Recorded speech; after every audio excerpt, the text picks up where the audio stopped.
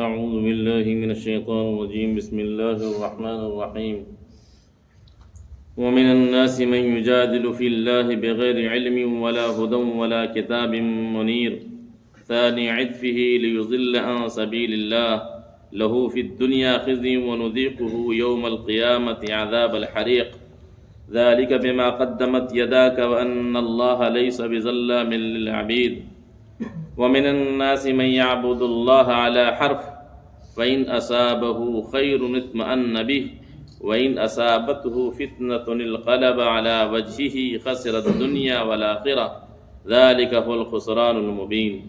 يدعو من دون الله ما لا يضره وما لا ينفعه ذلك هو الضلال البعيد. يدعو لمن ضره أقرب من نفعه لبئس المولى ولبئس العشير.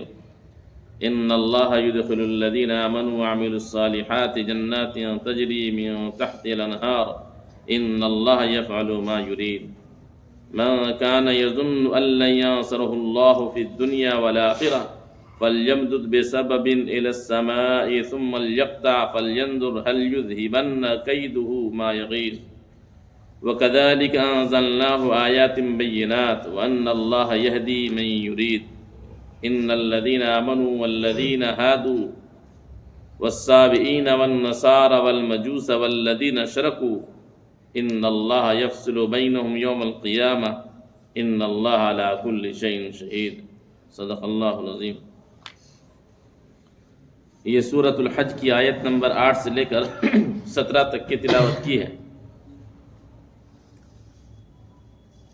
چونکہ بعض مفسرین نے اس کو مکی سورت کہا ہے اور اللہ کے معاملے میں جو لوگ جھگڑ رہے ہیں ومن الناس اور جو لوگوں میں سے من یجادل فی اللہ کے معاملے میں جھگڑ رہے ہیں بغیر علم کے، نہ ان کے پاس کوئی ہدایت ہے اور نہ کوئی روشن کتاب ہے. ثانی عطفہ لیضل عن سبیل اللہ، وہ تکبر کے ساتھ منہ موڑ کر یعنی تکبر کے ساتھ مڑ جاتے ہیں تاکہ لوگوں کو اللہ کے راستے سے گمراہ کریں. لہو فی الدنیا خزی ونذیقہ یوم القیامت عذاب الحریق، ان کے لیے دنیا میں بھی رسوائی ہے، ونذیقہ اور آخرت میں ہم یعنی قیامت کے دن جلا دینے والے عذاب ان کو چکھائیں گے. ذالک بما قدمت یداک وان اللہ لیس بظلام للعبید، اور یہ سب تمہارے اپنے ہاتھوں کی کرتوت ہے، اپنے ہاتھوں کی کمائی ہے. یہ جو کچھ جو عذاب دیا جا رہا ہے یہ سب تمہارے اپنے ہاتھوں کی کمائی ہے. ذالک بما قدمت یداک، تمہارے ہاتھوں نے بھیجا ہے یہ سب کچھ. وان اللہ لیس بظلام للعبید، اور اللہ تعالیٰ اپنے بندوں پر ذرہ برابر ظلم نہیں کرتا.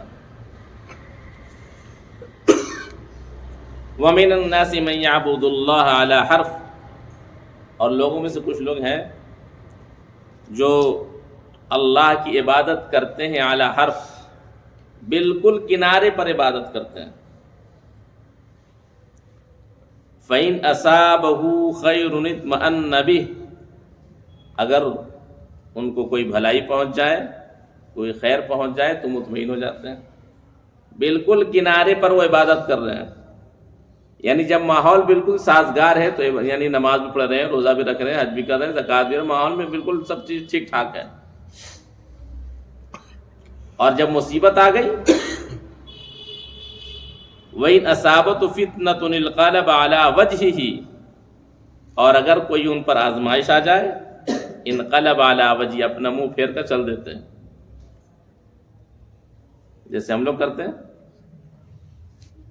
جب حالات سازگار ہے تو سب چیز ٹھیک ٹھاک ہے،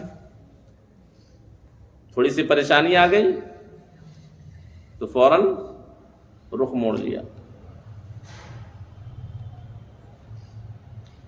یہ پریشانی آ گئی، یہ آ گئی، یہ آ گئی، تو اللہ تعالیٰ کے یہاں قابل قبول نہیں ہے. اللہ کے یہاں چاہیے قربانی. حالات جیسے بھی ہوں اس کے فرض کو ادا کرنا، اس کے فرض کی پابندی کرنا، اس کے احکامات کو چاہے حالات جیسے بھی ہوں بجا لانا۔ ابھی ایک دن ایک صاحب کہنے لگے کہ اتنی شدت کسی بات کو لے کے، میں نے کہا مسجد نہیں آ رہے ہیں، تو میں نے کہا کہ گھر ہی میں پڑھ لیتے ہیں۔ کیوں مسجد کیوں ہے؟ اتنی بھی شدت ٹھیک نہیں ہے، آپ لوگ بہت شدت کرتے ہیں، بہت سختی کرتے ہیں۔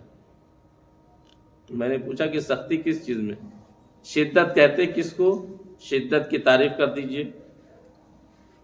اور اردو خوب بگھارتے ہیں وہ۔ میں نے شدت کی تعریف کر دیجئے۔ اچھا چھوڑیے اس کو، چھوڑیے وہ تو ادھر۔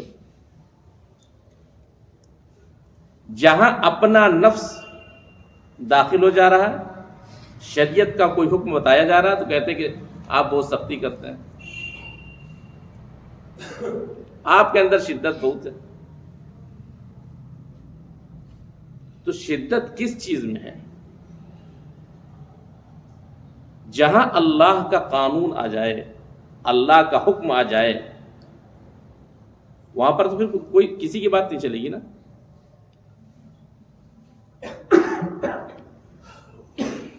ہاں، جس چیز میں شریعت نے اختیار دیا ہے، شریعت نے اختیار دیا ہے جس چیز میں، اس میں اگر کوئی سختی کر رہا، مستحب میں کوئی سختی کر رہا کہ نہیں ہر حال میں آپ کو کرنا ہے، تب تو پھر یہ شدت ہے، سختی ہے۔ لیکن جہاں اللہ کا حکم آ گیا، وہاں پر تو پھر کسی کی نہیں چلے گی نا۔ اور ہم یہ اللہ کے قانون کو توڑ رہے ہیں اور کہہ رہے ہیں کہ آپ شدت کر رہے ہیں، سختی آپ کر رہے ہیں۔ اللہ کے قانون، مستحب کوئی عمل آ گیا، اس میں حالات جیسے رہے عمل کر لیا، حالات صحیح نہیں ہے، موقع محل نہیں ہے، چھوڑ دیا آدمی۔ لیکن فرض وہ تو کسی حال میں بھی معاف نہیں ہے نا، کسی حال میں بھی چھوڑنی ہے۔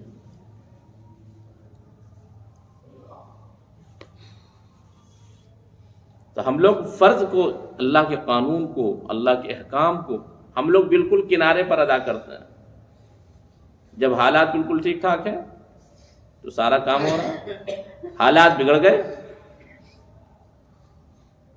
تو اللہ تعالیٰ کے تمام قوانین پس پشت ہم نے ڈال دیا، پھر وہاں جیسے حالات ہوئے پھر اسی حالات کے اعتبار سے پھر ہم بہہ گئے۔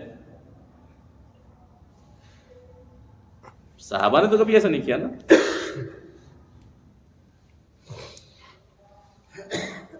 تو ایسے لوگوں کے بارے میں کیا کہا اللہ تعالیٰ نے؟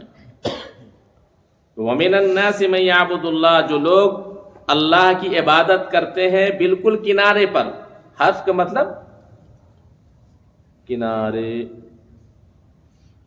کنارے پر عبادت کرتے ہیں، فَإِنْ أَصَابَهُ خَيْرٌ اطْمَأَنَّ بِهِ، ان کو کوئی بھلائی پہنچ جاتی ہے، کوئی خیر پہنچ جاتا ہے تو مطمئن ہو جاتے ہیں، میری نمازیں ٹھیک ٹھاک چل رہی ہے۔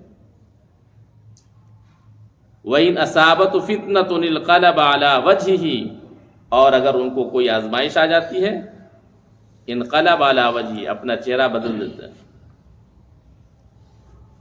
بعض لوگ کہتے ہیں اتنی نمازیں پڑھ رہے ہیں، کہاں کچھ فائدہ ہو رہا؟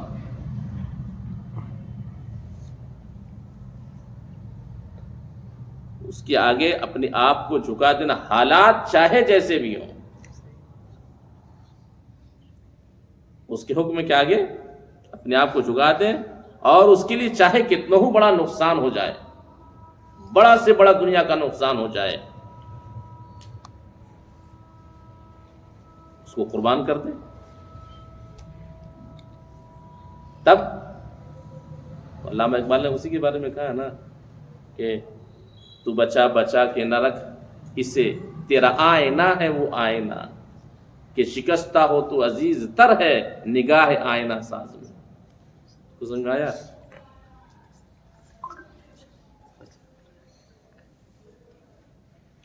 تشریح کی کیسے کریں؟ یاد ہو گیا نا شعر علامہ کا، تو بچا بچا کے نہ رکھ اسے، تیرا آئینہ ہے وہ آئینہ، کہ شکستہ ہو تو عزیز تر ہے نگاہ آئینہ ساز میں۔ علامہ اقبال کا شعر ہے کہ آئینہ جو بنانے والا ہے، جب دل بالکل دنیا کی تمام چیزوں سے دل بالکل ٹوٹ جائے تب اس کے بارگاہ میں قبول ہے۔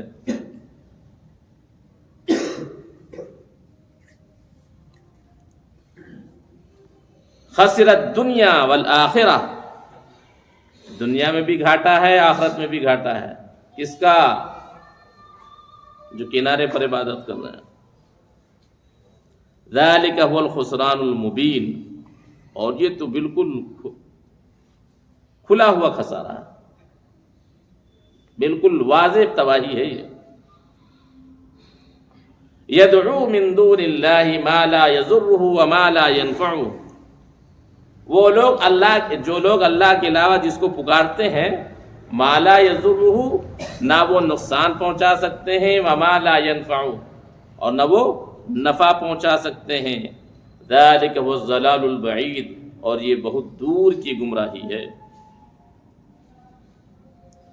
یدعو لمن ضرہ اقرب من نفعہ لبئس المولا ولبئس العشیر، وہ لوگ پکارتے ہیں جس کو لمن ضرہ اقرب، اس کا نقصان نفع سے قریب تر ہے۔ اللہ کے علاوہ جو لوگ پکارتے ہیں، نفع تو نظر نہیں آتا لیکن نقصان قریب ہے اس کا۔ لبئس المولا، ان کے دوست ان کے مددگار بہت برے ہیں، ولبئس العشیر، اور ان کے ہم نوا، ان کے دوست احباب مددگار بہت برے ہیں۔ ان اللہ یدخل الذین آمنوا وعملوا الصالحات، یقیناً اللہ تعالیٰ ان کو جنت میں داخل کرے گا جن لوگوں نے ایمان لایا اور عمل صالح کیا، جنت میں داخل کرے گا جس کے نیچے نہریں بہہ رہی ہوں گی۔ ان اللہ یفعل ما یرید، اللہ وہ کرتا ہے جو چاہتا ہے۔ من کان یظن ان لن ینصرہ اللہ فی الدنیا والآخرہ فلیمدد بسبب الی السماء ثم لیقطع فلینظر هل یذہبن کیدہ ما یغیظ۔ یہ قرآن مجید کی مشکل ترین آیتوں میں سے آیت ہے، اس کو سمجھانا تھوڑا سا مشکل ہے کہ جو لوگ جو گمان کرتے ہیں کہ اللہ ہرگز مدد نہیں کرے گا دنیا اور آخرت میں،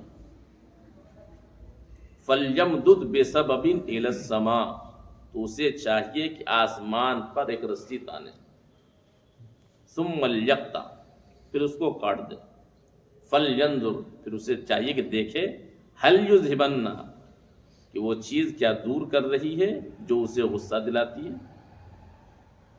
وہ تدبیر کیا دور کر رہی ہے جو اسے غصہ دلاتی ہے۔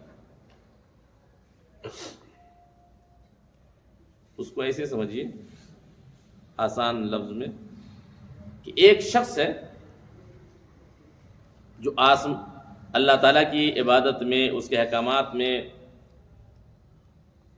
بالکل جمع ہوا ہے، لیکن مصیبت بھی اس پر آ رہی ہے، لوگ ظلم بھی کر رہے ہیں اور اللہ تعالیٰ سے دعا بھی کر رہا ہے، آج نہیں تو کل، کل نہیں تو پرسوں اللہ کی مدد آئے گی، لیکن اچانک وہ کہہ دیتا ہے کہ اللہ کی مدد نہیں آئے گی۔ جیسے بہت سارے لوگ ہیں، حالات بالکل ٹھیک ٹھاک ہیں، اب اچانک کوئی مصیبت آن پڑی اس پر، اور مصیبت دور ہونے کا نام ہی نہیں لے رہی۔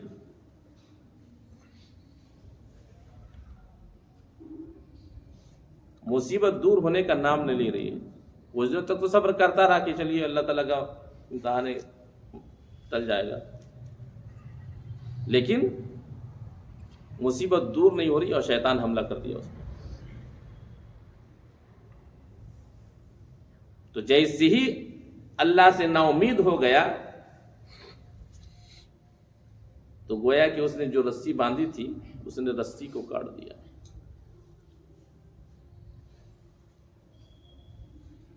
ایک طرح سے یہ سمجھایا. دوسرے طریقے سے یہ سمجھایا کہ رسول اکرم صلی اللہ علیہ وسلم مکے میں ہیں، قریش مکہ یعنی عیش و آرام میں زندگی گزار رہے ہیں، لیکن رسول اکرم صلی اللہ علیہ وسلم پر پریشانی تو ہے. اب وہ لوگ کفار مکہ پریشانی کو دیکھ کر کے کہہ رہے ہیں کہ اللہ ان کی کبھی مدد نہیں کرے گا، نہ دنیا میں نہ آخرت میں. ان کو کہا جا رہا ہے کہ تم آسمان پر رسی، یعنی آسمان، یہاں آسمان سے مراد مفسرین نے کہا کہ چھت مراد ہے، چھت پر رسی لٹکاؤ، پھانسی لگا کے مر جاؤ.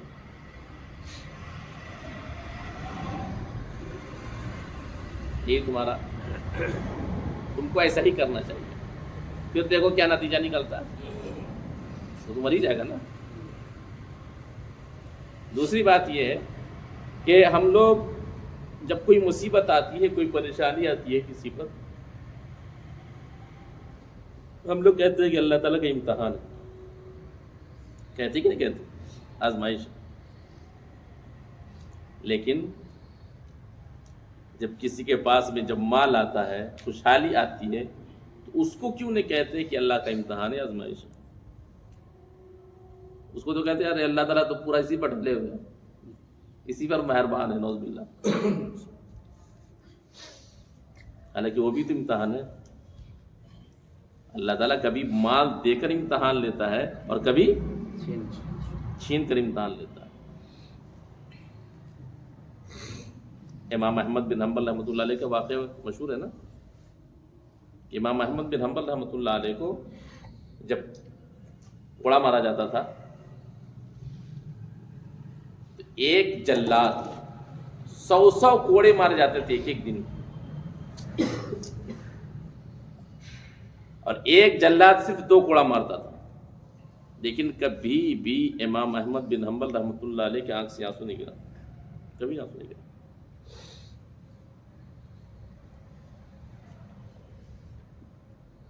ایک جلاد آیا، 2 کوڑے مار، ہٹا، پھر دوسرا آیا، وہ 2 کوڑے مارا، پھر تیسرا آیا، پھر وہ 2 کوڑے مارا. لیکن کبھی بھی امام احمد بن حنبل رحمۃ اللہ علیہ کے آنکھ سے آنسو نہیں گرا. وہ بادشاہ مر گیا، دوسرا بادشاہ آیا، اس کا بیٹا. تو بیٹا جو ہے وہ امام احمد بن حنبل رحمۃ اللہ علیہ کی بہت عزت کرتا تھا، بہت احترام کرتا تھا، بہت تکریم کرتا تھا، اور اپنے دربار میں بلاتا تھا امام احمد بن حنبل کو. لیکن امام احمد بن حنبل کبھی بھی اس کے دربار میں نہیں گئے. ہمیشہ بلاتا تھا کہ آپ میرے تشریف لائیں، کبھی نہیں جاتا، کبھی نہیں گئے. ایک دن بادشاہ نے امام احمد بن حنبل رحمۃ اللہ علیہ کی خدمت میں ایک تھیلی اشرفی بھیجی، ان کی خدمت. خادم لے کر جب پہنچا، دروازہ کھٹکھٹایا، امام احمد بن حنبل باہر نکلے، کیا بات ہے؟ خادم نے دے دیا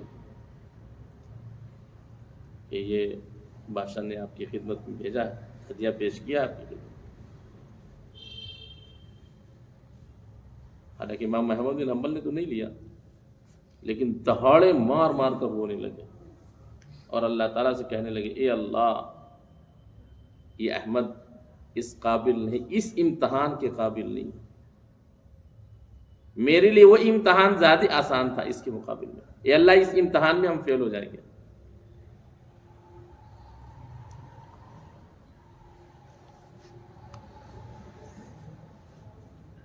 تو مال کو ہم لوگ یہ سمجھتے ہیں کہ اللہ کا امتحان ہے، وہ بھی آزمائش ہے. مصیبت کو تو کہتے ہیں، پریشانی کو تو کہتے ہیں کہ اللہ تعالیٰ کا امتحان آزمائش ہے. لیکن جب مال آتا تو پھر کیوں نہیں کہتے کہ آزمائش ہے؟ یہ بھی تو امتحان ہے.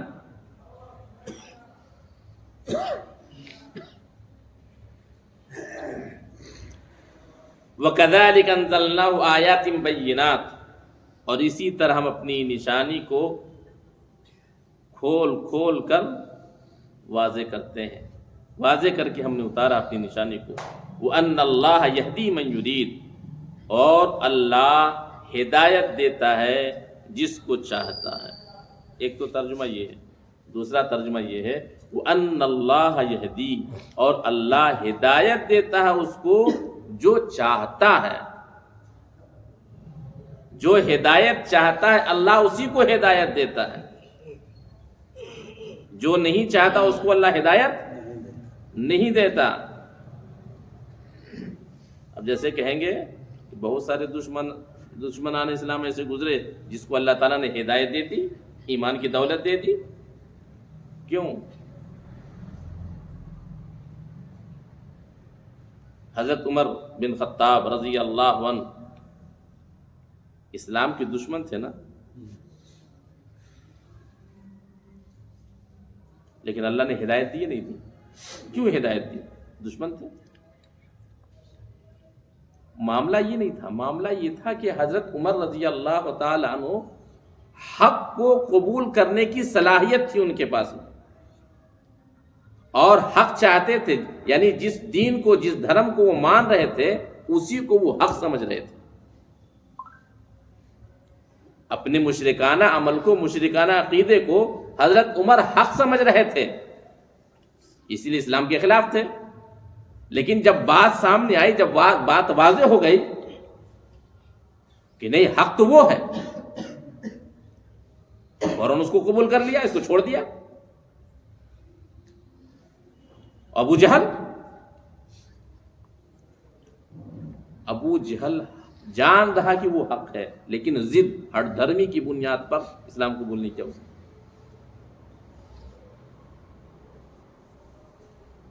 تو جو چاہتا ہے اللہ اس کو ہدایت دے دیتا، جس کے اندر تڑپ ہو، حق کو قبول کرنے کی صلاحیت ہو، تو حق جہاں سامنے آئے گا وہ قبول کر لے گا۔ ان الذين امنوا والذين هادوا والصابئين والنصارى والمجوس والذين اشركوا ان الله يفصل بينهم يوم القيامه ان الله على كل شيء شهيد۔ یقیناً جو لوگ ایمان لائے اور جو لوگ یہودی ہو گئے، جو لوگ صابی ہو گئے اور نصارہ اور مجوسی ہو گئے، والذین اشرکوا، اور جن لوگوں نے شرک کیا، کتنے ہو گئے؟ ایمان والے، یہودی، صابی، نصارہ، مجوسی اور مشرک، نو، یہ لوگ ہو گئے ہیں۔ ان کا کیا ہوگا؟ وہ کہتا ہم حق پر، وہ کہتا ہم حق پر، وہ کہتا ہم، میرا دین صحیح۔ اللہ تعالیٰ فرمائے ان اللہ یفصل بینہم، اللہ واضح کر دے گا ان کو، ان کے درمیان قیامت کے دن کہ کون صحیح ہے، کون حق پر ہے۔ ان اللہ علی کل شیء شہید، یقیناً اللہ تعالیٰ ہر چیز سے باخبر ہے، وہ گواہ دیکھ رہا ہے۔ الم تر ان اللہ یسجد له من فی السماوات ومن فی الارض والشمس والقمر والنجوم والجبال والشجر والدواب وکثیر من الناس۔ کیا آپ نے دیکھا نہیں کہ اللہ کو سجدہ کرتے ہیں جو کچھ آسمان میں ہے، ومن فی الارض، جو زمین میں، جو کچھ زمین میں ہے، سب اس کے فرما برداری میں، اس کے آگے سر جھکائے ہوئے۔ والشمس والقمر، سورج، چاند، ستارے، پہاڑ، درخت، جانور، وکثیر من الناس، اور لوگوں میں سے بہت سارے لوگ سجدہ کس کو کرتے ہیں؟ اللہ کو سجدہ کرتے ہیں، اللہ کے آگے سر کو جھکا دیتے ہیں۔ انسان کے سجدہ کرنے کی کیفیت الگ ہے، دوسرے مخلوق کے سجدہ کرنے کی کیفیت الگ ہے۔ اسی کو علامہ اقبال نے کہا نا کہ وہ ایک سجدہ جسے تو گراں سمجھتا ہے، ہزار سجدوں سے دیتا ہے آدمی کو نجات۔ سنایا؟ وہ ایک سجدہ جسے تو گراں سمجھتا ہے، 1000 سجدوں سے دیتا ہے آدمی کو نجات۔ جب انسان ایک اللہ کے سامنے سر جھکا دے گا تو دنیا کی تمام چیزوں سے بے نیاز ہو جائے گا، پھر کبھی کسی کے سامنے سر نہیں جھکائے گا۔ اور جب سب کے سامنے سر جھکائے گا پھر اللہ کے سامنے نہیں جھکا سکتا۔ وہ ایک سجدہ جس کو تو گراں سمجھ رہا ہے اس کے سامنے کرنا، اللہ کے سامنے 1000 سجدوں سے آدمی کو دیتا ہے نجات، یعنی 1000 کو سجدہ کرنے سے تم بچ جاؤ گے اگر تم ایک کو سجدہ کرو گے، ایک سے محبت کرو گے، ایک کا خوف اپنے دل میں بیٹھاؤ گے، دنیا کی تمام ڈر، تمام خوف سے بے نیاز ہو جائے گا۔ وَكَثِيرٌ حَقَّ عَلَيْهِ الْعَذَابُ، اور بہت سارے لوگ عذاب کے مستحق ہو گئے، انکار کر دیا۔ وَمَن يُهِنِ اللَّهَ فَمَا لَهُ مِن مُكْرِمٍ، اور جسے اللہ رسوا کر دے، ذلیل کر دے، فَمَا لَهُ مِن مُكْرِمٍ، تو پھر اسے کون عزت دینے والا؟ اللہ جسے ذلیل کر دے عزت دینے والا کون ہے؟ کوئی ہے کیا؟ کوئی نہیں۔ ان اللہ یفعل ما یشاء، یقیناً اللہ وہ کرتا ہے جو چاہتا ہے۔ یہاں سجدے والی آیت ہے، سجدہ کر لیں گے ابھی سب لوگ۔ ہذان خصمان اختصموا فی ربہم فالذین کفروا قطعت لهم ثیاب من نار، دو گروہ اپنے رب کے معاملے میں جھگڑ رہے ہیں، کفار مسلمان جھگڑ رہے ہیں۔ فالذین کفروا، تو جن لوگوں نے کفر کیا، قطعت لهم ثیاب من نار، ان کے لیے آگ کا کپڑا یعنی کاٹ دیا گیا ہے۔ درزی کیا کپڑا ناپی ہو گئی ہے، کپڑا کٹا بھی گیا۔ کس کے یہاں؟ درزی کے یہاں۔ قطع کاٹنا، لہم ان کے لیے کپڑے کاٹ دیے گئے۔ کون سے کپڑے؟ ثیاب من نار، آگ کے کپڑے، جہنم کے آگ کے کپڑے کاٹ دیے گئے ان کے لیے۔ جہنم کا کپڑا پہنا دیا جائے گا، اب کیسا ہوگا؟ اللہ ہم سب کی حفاظت فرمائے۔ یصب من فوقہم رؤوسہم الحمیم، اور ان کے سروں پر کھولتا ہوا پانی انڈیل دیا جائے گا، بہایا جائے گا۔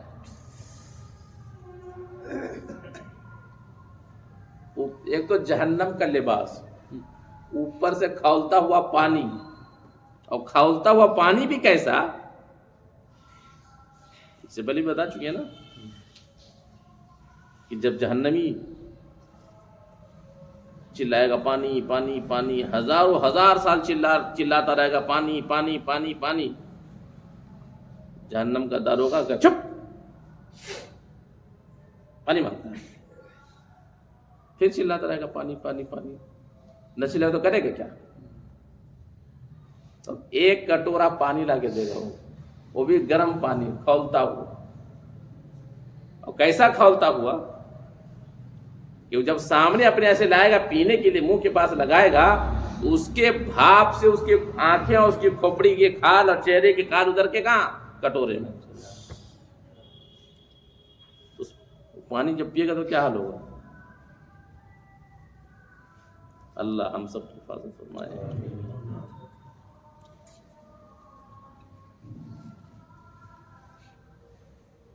یصب من فوق رؤوسہم الحمیم، ان کے سروں پر کھولتا ہوا پانی انڈیلا جائے گا، بہایا جائے گا۔ یصہر بہ ما فی بطونہم الجلود،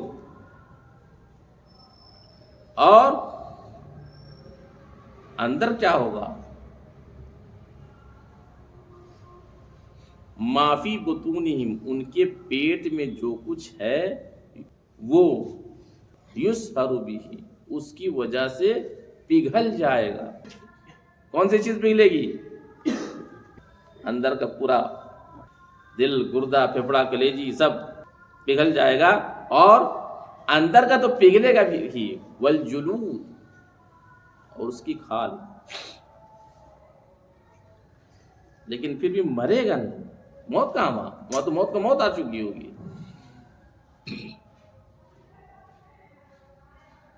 اور ایسا نہیں کہ صرف پگھل گیا اس کے بعد سے ٹھیک ٹھاک ہے، ہاں چلو بھائی سکون ملا. ابھی کہاں وَلَهُمْ مَقَامِعُ مِنْ حَدِيدٍ، اور ان پر لوہے کی ہتھوڑی بھی ہوگی، ٹھوکائی بھی ہوگی اوپر سے. گرم گرم پانی بھی پلایا جائے، ایسا نہیں کہ فوراً پلا کر کے فوراً جا کے ہاسپٹل میں ایڈمٹ کرا دیا، جلدی سے علاج کراؤ، فرشتے لگ جاؤ اس کے علاج کیجیے. علاج ہوگا، اوپر سے تو ہتھوڑی برسائے گا وہ. وَلَهُمْ مَقَامِعُ مِنْ حَدِيدٍ، اور اس پر کیا ہوں گے؟ لوہے کی ہتھوڑی ہوں گے. اب یہ کیا کریں گے؟ کُلَّمَا أَرَادُوا، جب جب وہ ارادہ کریں گے، وہ چاہیں گے أَن يَخْرُجُوا مِنْهَا، اس سے نکل کے بھاگ جائیں. من غم، مارے غم کے. اتنی شدت کی تکلیف، ایسی شدت کی تکلیف، کچھ کھانا پینا بھی نہیں مل رہا ہے نا، تو وہاں سے سوچیں گے نکل کے بھاگ جائیں. تو جب جب وہ چاہیں گے کہ ان یخرجوا منہا، کہ اس سے نکل جائیں مارے غم کے، اعیدوا فیہا، اسی میں ڈھکیل دیا جائے. ایسا نہیں کہ یعنی وہاں پر فرشتے مقرر نہیں ہوں گے نکل کے بھاگ جائے، ایسا نہیں ہوگا. ہر وقت فرشتے متعین رہیں گے وہاں، جہاں نکل کے بھاگنا چاہا اعیدوا فیہا، اسی میں لوٹا دی جائے گی. اور صرف ایسا نہیں کہ ڈھکیل کر کے چھوڑ دیا جائے گا. وَذُوقُوا عَذَابَ الْحَرِيقِ، اور کہا جائے گا چکھو جلا دینے والے عذاب. چکھو، بھاگے کہاں جا رہے ہو؟ اللہ ہم سب کی حفاظت فرمائے. بس یہیں تک رہنے دیجئے. اب یہاں آگے سے جو تذکرہ شروع جو ہو رہا ہے وہ ایمان والے کا تذکرہ. اب جنت میں کیا کیا ملے گا ان کو، کیسی کیسی حوریں ملیں گی اور کیا کیا ملے گا، اب اس کا تذکرہ آئندہ ہوگا انشاءاللہ. سبحان اللہ بحمدہ.